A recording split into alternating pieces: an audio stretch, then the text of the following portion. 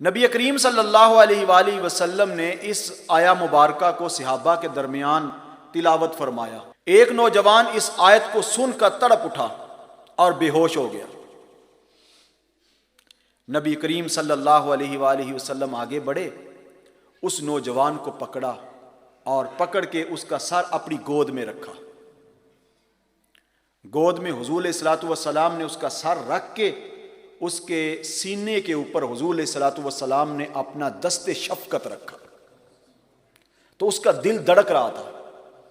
تو حضور علیہ الصلوۃ والسلام نے ارشاد فرمایا، کہو اے نوجوان لا الہ الا اللہ،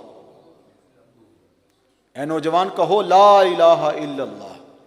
اس نوجوان نے کہا لا الہ الا اللہ۔ حضور علیہ الصلوۃ والسلام نے فرمایا، تجھے جنت کی بشارت ہو، تجھے جنت کی بشارت ہو۔ صحابہ نے عرض کی، یا رسول اللہ صلی اللہ علیہ وسلم، ہمارے درمیان اس کو جنت کی بشارت؟ میرے آقا نبی رحمت صلی اللہ علیہ وآلہ وسلم نے ارشاد فرمایا، کیا تم نے قرآن نہیں پڑھا؟ اللہ قرآن میں کیا کہہ رہا ہے؟ یہ وعدہ ہر اس شخص کے لیے ہے جو میرے حضور کھڑا ہونے سے ڈرا اور میرے وعدہ عذاب سے خائف ہوا۔ ایک نوجوان تھا،